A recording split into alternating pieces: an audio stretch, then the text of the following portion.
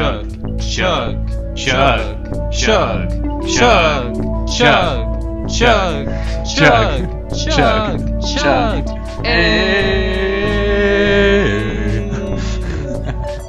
Welcome back to the Wizard Stuff. I'm your host, Guy. And I'm Blake. We got episode 12 today. Ultimate Masters discussion. No free preview. No free previews. Sorry, guys. Sorry. Ultimate Masters is coming out soon. This has probably been maybe the most controversial set that's been released this year, at least. Yeah, I'd agree with that statement. I was recently looking at all the things that have happened in Commander this year, and I think this might be one of the spiciest. Well, I think just in the Magic community in general that this is probably the spiciest. I wouldn't even say Commander community. I think just all Magic players, honestly. All Magic players. Okay.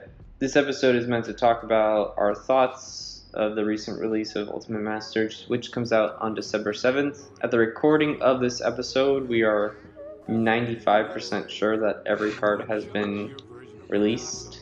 So we're just going to dive right in and give you some straight facts about Ultimate Masters. Street facts. So, street facts. So, it's a master set, which means that it's consisted of only reprints. There are no new cards in this set. Mm-hmm. Some of these cards do have new arts, but no new cards. Mm-hmm. This will be the last master set for the foreseeable future.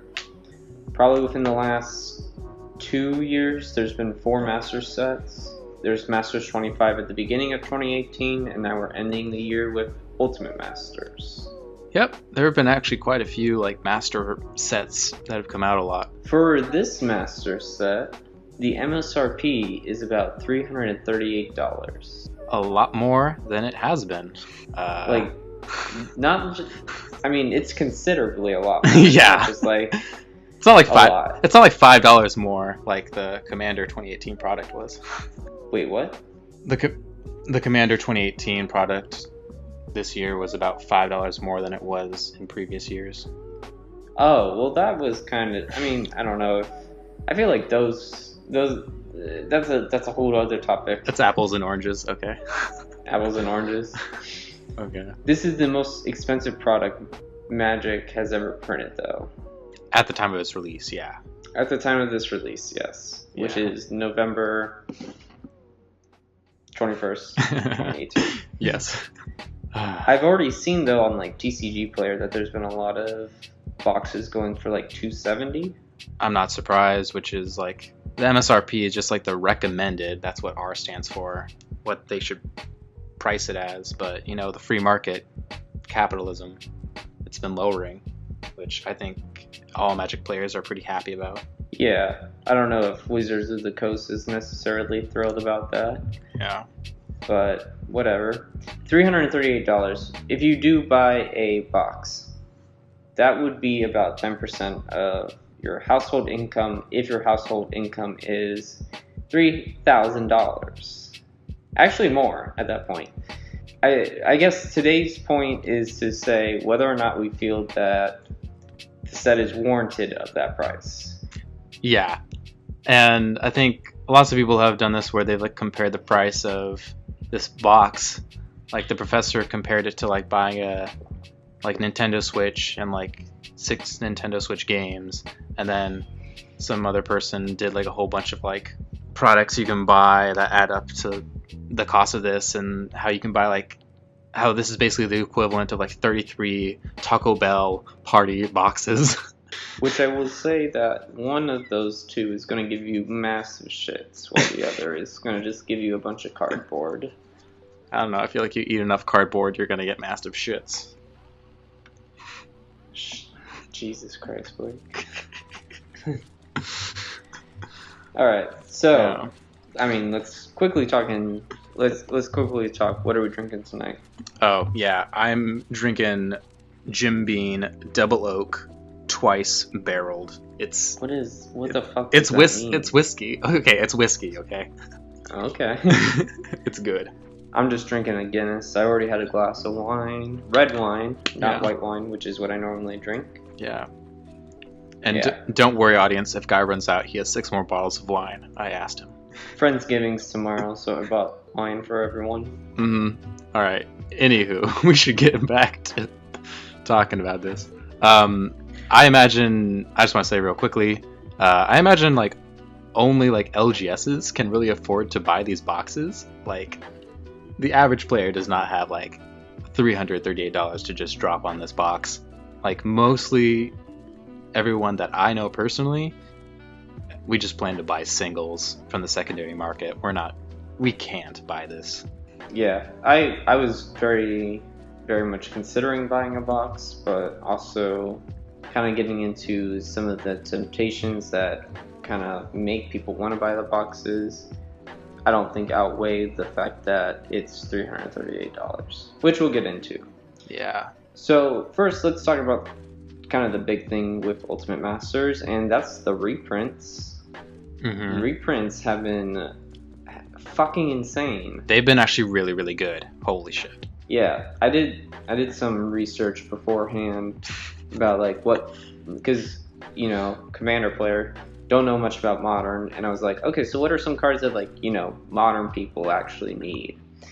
And so far, I've seen most of the cards that were most asked for in Modern be reprinted in this set. Like, I'd say about 80%. There's maybe like 4 or 5 that aren't being reprinted in this set that are still considered staples to Modern, and so I guess that their prices are going to go up. That's okay. Okay. Because we got some big boys. Yeah. Like, we got Liliana, we got Karn, we got Temporal Manipulation, and Ancient Tomb, and Cavern of Souls, and those are like the box toppers, and even the non-box toppers are really good reprints. Well, you can still get Liliana, Karn, and Temporal, and like all those cards. You can still get those in like the packs. They're not just exclusively box toppers. Right.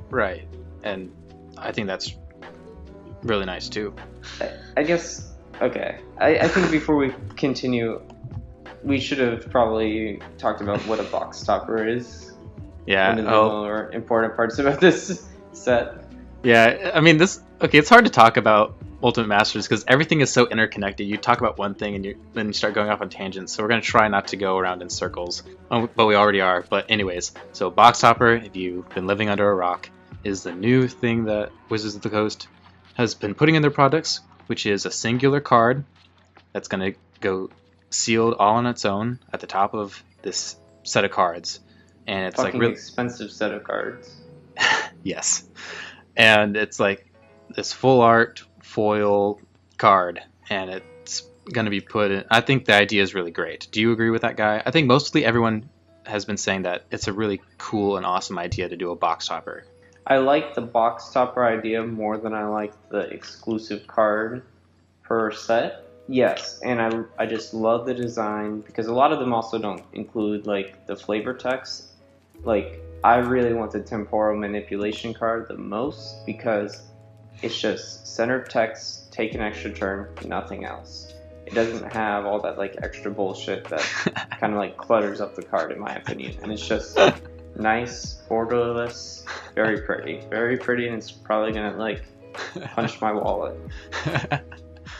Okay, maybe I didn't know this. Like, do you not like flavor? We're not gonna talk about this too much, but do you not like flavor text as much? I actually really like flavor text if it's good. I think flavor text is fine on some cards, but like on other cards like Temporal Manipulation, where it's just a very simple effect, having the text in the middle of the card, very simple, straightforward. All right, fair enough. Anyway, we just want to say that between Guy and I, we felt that Wizards of the Coast was almost right. Like, they almost got it. There's like one of the main problems with this product is that all the box toppers needed to be $50 to justify this $338 MSRP. I would actually say that most of the cards for this Ultimate Box Topper should have been at least maybe even 25. Like, I would kind of put them lower because already the box topper is going to become a much more exclusive card than the card itself. So by creating a more exclusive card of that card, so like I'm gonna use Balefire Dragon as an example, which is now a $8 mythic. Yeah. But because there's a box topper masterpiece, it's going to be worth a lot more than that. So that kind of then puts it back up to like this $45-$50 range. I don't know if it's gonna jump up that much. Maybe.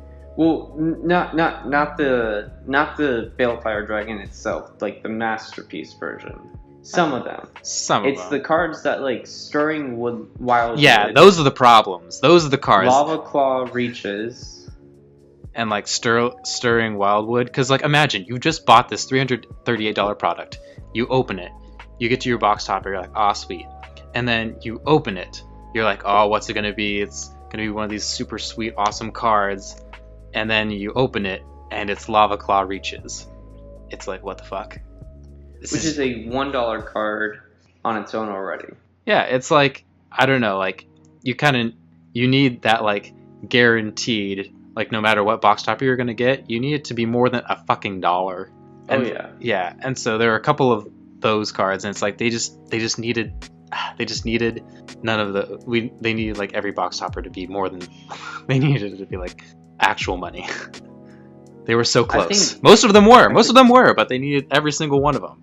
And absolutely. I mean, I'd say like 35 out of the 40. If you're gonna price it at $338, like each one needs to be money guaranteed. I'm sorry. You almost had it right, Wizards. You almost had it right. Come on. And so this kind of contributes to why the MSRP is considerably higher. I think without the box topper, you could average the price to be about $278 per pack. Not per pack, per box. And so the box topper is then valued at a $55, give or take, range. So yeah, if you're going to have a box topper, the card that goes into there should be worth something that will allow you to pretty much break even. You're going to feel so screwed over when you open that Lava Claw Reaches. Right.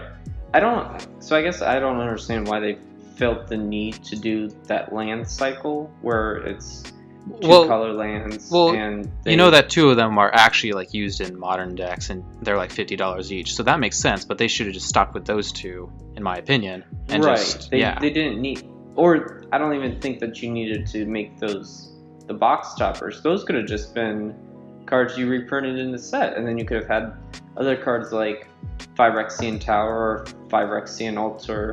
Those could have been box toppers because they're definitely worth the value. Yeah. Celestial Colonnade could have just been a card that you get in the set. Yeah, like some of the regular reprints, chosen some of those, like what you were saying, the Phyrexian Tower, the Phyrexian Altar, and have those be the box toppers instead. Or, I mean, here's another solution that I saw. If Wizards of the Coast really wanted to do like a cycle of lands, why not the fetch lands? Each one is actually worth something. Each one, I would say, justifies like the ability to make it a box topper, would continue to increase the price. Yeah, like I would have liked to have seen like Mox Opal or Leyline of the Void or Dark Confidant imprinted, something like that. I don't know. Cards that you know are worth money. Right, not these fucking lands. But I guess if you're going to include... Yeah, so the point that I guess we're trying to make is they were so close. They were so close. They got like 95% correct. But in this situation, you need to be like 100% correct. This is pass fail. There's none of this A minus, B plus, C minus shit. Sink or swim. So we've kind of been going back and forth between our thoughts on the box toppers and the reprints. But let's get back to the reprints for a little bit. Some notable reprints that weren't reprinted. Blake, what were some ones that you were looking for? Well, like I said, I was like wanting to people were asking for Mox Opal, Leyline of the Void, Dark Confidant.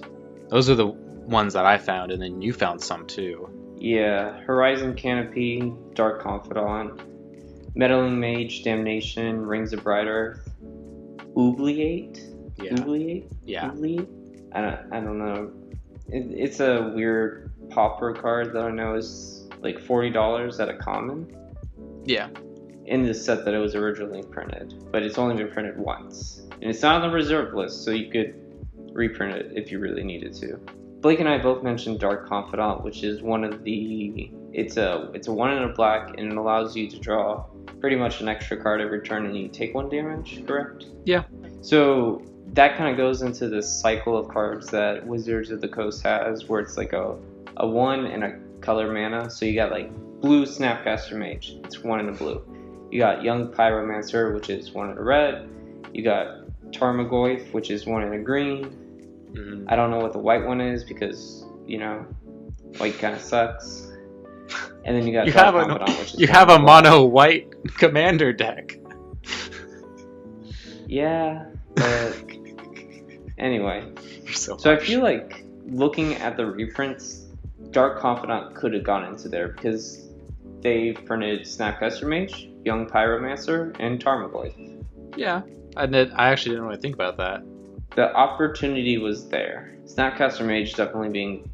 Well, I guess Dark Confidant's going to be the most expensive one now because it has the least reprints. I just know that no matter how many times they print Tarmogoyf, that thing's still so fucking expensive. I don't even use it. Nobody uses it in Commander, but I just still like to check on it because it's so notorious that it's like I can't help but know about its existence, and I'm like, oh, how expensive is it again? It's still this much? Jesus Christ. Yeah, it's been reprinted in most Master sets, and the price goes down for a short bit, and then it just goes right back up. So I think it's sitting around like 70 or 80 right now. Because actually, I'm considering trying to put it into my green deck. Yeah, I've talked to you a little bit about this, but we can talk more about it after the episode.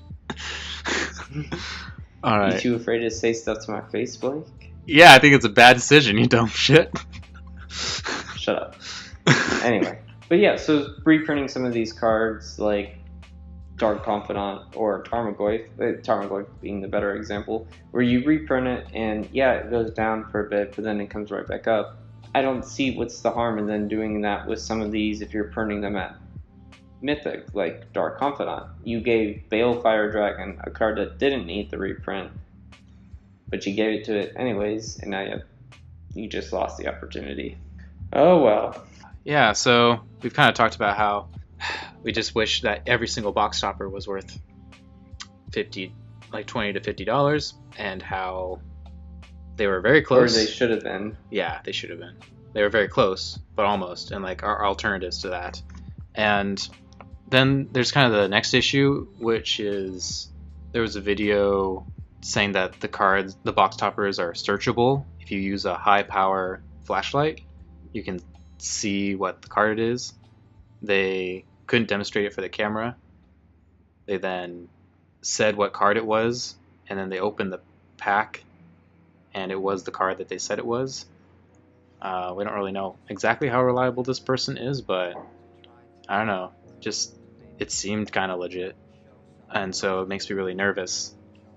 Like, I know on Command Zone they couldn't re-simulate that, or they couldn't confirm that because they tried apparently a bunch, but even so, that doesn't mean that it's not possible, and so this makes me really question the quality check of Wizards of the Coast checking their product. Because it's one thing to have misprints, like, Guy, you've seen those misprint videos online where they're kind of cool, like they're all messed up, like it's all wrong, and those are neat, but like misprints are one thing, but to have faulty product is completely a whole nother level. I kind of understand. Well, the idea of the box topper was that it's just going to be an exclusive product that comes already within the box. So pretty much the idea is you get the box and then you get to open the box topper. Yeah. So I think I kind of understand like why they weren't so concerned whether or not the thing was going to be searchable, was because it's just going to come in the box. Like, yeah, you're not going to be able to search the box. But Magic has a very strong secondary market where you should have thought about more someone's going to take that box topper and probably sell it. Yeah, that's the real issue, is the fact that people are going to try to resell these box toppers on the secondary market when it clearly says on the package itself, not for resale. It's like, but people are going to do it anyways. You know they are. And so if you're dumb enough to buy this if you're dumb enough to buy a box topper on the secondary market like eBay, like, good luck. That's all I have to say. Yeah. It's too easy for you to be scammed. Exactly. We're just going to throw the disclaimer out there. Don't be a fucking idiot and buy a box topper on the secondary market. Yeah. Does not apply to just Magic, but life in general. Don't be a fucking idiot. Mm-hmm. It'll do wonders for you. I do want to say, this kind of goes partly to a different topic about the box toppers, because I really like the idea that the box toppers kind of incentivize LGS to buy these and then players to go to their LGS to buy them, because there was the whole debacle with the Guilds of Ravnica Mythic Edition where those were only available on the online site. Yeah. And so the LGS lost out on that opportunity for people to go in and buy those. The LGS the Hasbro site is like a broken piece of shit anyway, so like your likelihood of getting them was very low. So Wizards of the Coast obviously saw their screw up and then kind of said, hey, you know what, we're going to try and do this, and it kind of then re-incentivizes people to go back to the local game store to buy this product. Yeah. That's one thing I do appreciate about Wizards of the Coast is they did sort of say an apology, even if it was kind of not the best one, in my opinion. But I do appreciate people, or I guess in this case a company, who do admit that they've done wrong. That's the worst, when people or like entities don't ever admit fault. That pisses me off to no end. Yeah. It's also kind of funny that after this whole debacle with the Mythic Edition, Wizards of the Coast sent out a lot of these box toppers as kind of like a, hey, we're sorry, we screwed up kind of thing, and now it's causing like a whole nother issue. They're like, I wonder what we're gonna get next. 2 steps forward, 1 step back. So at least it's 1 step forward. Yeah. One other thing, we're wrapping up here, but one other thing I wanted to say about this is that Wizards of the Coast has repeatedly said that this product isn't for everyone, and I really wish they would have said something more along the lines of just saying that this was a luxury product, because wording is important, and when you say like something like this product isn't for everyone, you kind of sound like an elitist fuck who aren't compassionate towards your buyers. Whereas if you say like this is a luxury product, it's more like, okay, like, do you see what I'm saying? It's like it's a luxury product, like, okay, like these are for like the more like dedicated people who've been playing Magic maybe for 10, 15, the whole time it's existed, and have like, they're grown adults and they have money and they want to buy these products. What do you think of that? I mean, definitely going into this with the product design in me, which is what I studied at school. Yeah. It's not like I would design a product with the intention of, oh, this is only going to that one person. The idea was always like, maybe this is kind of like the focus of that, but I also always need to consider like who else would be using this. It's kind of like there's this test that like if I design something, my grandma still has to be able to use it, because I don't want to make this so advanced that she's not being able to still participate, because regardless she's probably going to come into contact with it. Kind of like, I mean, the best example is like a TV remote. A lot of the remotes that I see are just like a bunch of pieces of shit, because they're not like straightforward enough where my grandma can understand. So it's kind of like that, but with like money, I suppose, where, yeah, I'm sure you had the idea that, oh, we're going to like make this product for the people because we know that people are going to spend a lot of money, but not everyone's going to spend a lot of money. Like we said, this would be like if you do make $3,000 a month, which is uncommon probably among your younger generation of Magic players, like us. They're not going to spend 10% of their income on this product. So I don't like that. I think products should always be designed with everyone in mind, though. Like the idea that the reprints, maybe not necessarily, because I also kind of thought about this, was like with reprints in the set, like, yeah, I guess if the idea is they're meant to be like reprinting expensive cards for Modern, you should kind of keep that in mind, but also then that kind of like rolls over into Commander players. So like if you're upset because a Commander card wasn't reprinted, that's fine, but the idea that the product's not too expensive for you to buy because you're a poor college student, that's actually not okay. So kind of in conclusion, like at the end of the day, like everything's gonna be okay, guys. Like if Ultimate Masters flops, WOTC should learn its lessons, and hopefully they don't make the same mistakes, in theory. And if it's a success for them, then it's a success for them, and we keep going on. It's not going to kill Magic. It's not going to drastically cripple Magic. It's fine. Like, it's funny because even like in the last few days, everyone's been hating on Ultimate Masters, and then in the last few days they've released spoilers for the rest of the set, and now everyone's already kind of moving on. They're already kind of forgetting about the initial controversy, and it's like this always happens. And this kind of leads into a bigger idea that I advocate, which is every single trading card game, whether you're in Magic, Yu-Gi-Oh, Force of Will, Pokemon, people are always going to think their card game that they love is dying. No matter where you're at. People are going to say, my card game is dying, Magic's dying, Pokemon's dying, Yu-Gi-Oh is dying all the time. And rarely does that ever happen. So, I don't know. I'm just like, at the end of the day, everything's going to be fine, guys. Like, that's not to brush aside when companies or players make super big mistakes that need consequences. But what I am saying is, at the end of the day, I think people are going to do the right thing and everything's going to be fine. Yeah, Chad.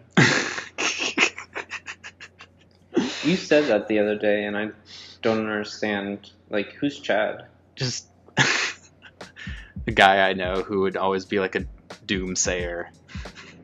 Well, Chad, if you're listening, shut up. Yeah, that's like an inside joke. Okay.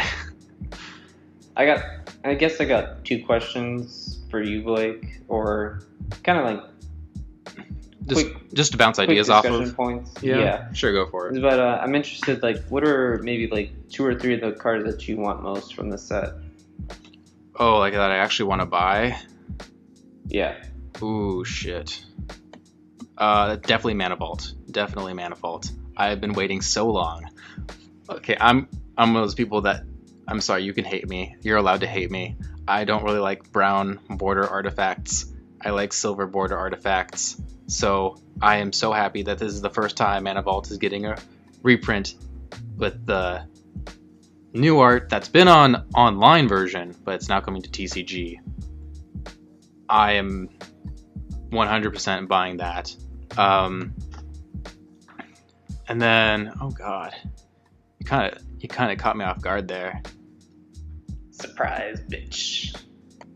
Okay, like I think you asked me already, but I might buy the box topper Sigarda just because I have Sigarda as one of my commanders, and you know, I might. It depends. I'll think about it. What about you, Guy?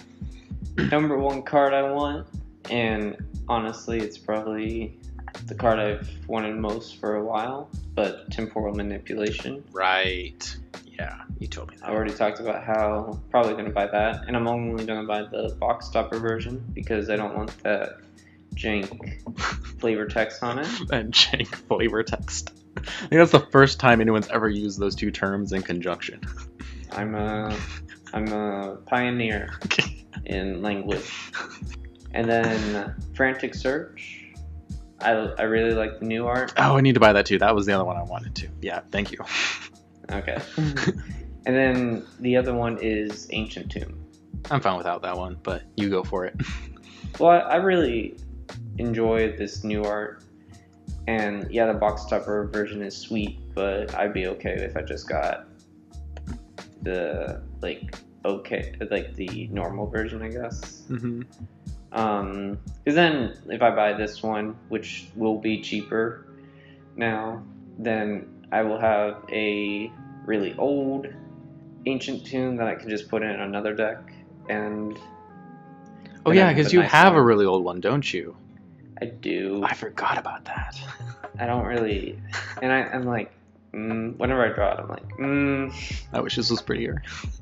I wish this was prettier, because the only other one was the Zendikar masterpiece, and I was like, I'm not gonna pay $300 for this card, Dude. or I really don't want to, but I think I'm gonna have to. What was your other question you had for me? Where do you think reprints are gonna go? What do you mean? So like, if Masters is the set where most reprints kind of happen, where are all the reprints gonna go that we need? I think. Or are we just never gonna have reprints again? You know, that's kind of funny because like, that's good because yeah, I don't think we're gonna get many new reprints for a while, and so everyone's gonna like, you know how Commander players are always complaining about their wanting reprints. I think that's gonna increase even more, even though like we've actually gotten a lot of good reprints this last year. I think it's just gonna increase because we're definitely not gonna get any for a while at the rate we're used to. I guess, okay, maybe we're not gonna get them at the rate we're used to, which is then like, why don't you just what? Because part of this Ultimate Masters thing is it's supposed to be a very limited set, but that's not really gonna help with all this reprints, is it? I don't know how. Okay, I'm always skeptical as to whether a product is actually like limited printing. You know, they kind of just say that oftentimes to like get hype to buy your product. I kind of take the saying of limited print run with a grain of salt. I mean, it's definitely true in some situations, but I also am like, I don't know. So we'll see how limited this actually is. I'm actually very interested to see, with all the controversy around this set, what's going to actually happen. And then in a couple of months, everyone's going to forget about it, and then everything's going to be fine. Okay. Fair enough. I just hope they don't keep making Magic products more and more and more and more expensive. Yeah, I don't think they will either, but I guess you live and learn. Yeah, we've only been playing for like a couple years, so we're not like the other Magic players that have been playing for 5 or 10 or 15. Since its conception. Yeah, so I mean, we have a very limited perspective, and if any of you listening have more perspective than we do and disagree or agree with us, like, let us know. The whole point of this episode is a discussion. Like, we're very aware that we're just common people. And that's drunk common people. Those are the best kind of people, let's be honest here. That's where good conversations are done. So let us know in the comments or something, because we honestly would like to know. And I think everyone does. Like, just talk to each other. We're not gonna bite each other usually. I don't know. I'm not saying I'm gonna bite someone, but You're gonna punch someone. Okay. I'll fight someone. Resist. Alright. Thank you very much, and we will see you guys again in 2 weeks. All right, thanks guys. Peace.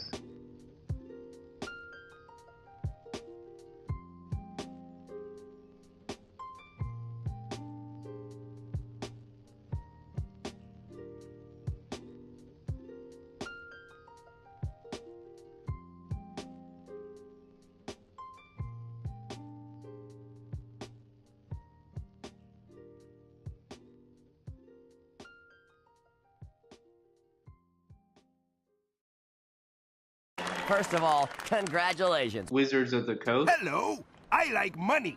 What inspired you to create another master set? Money.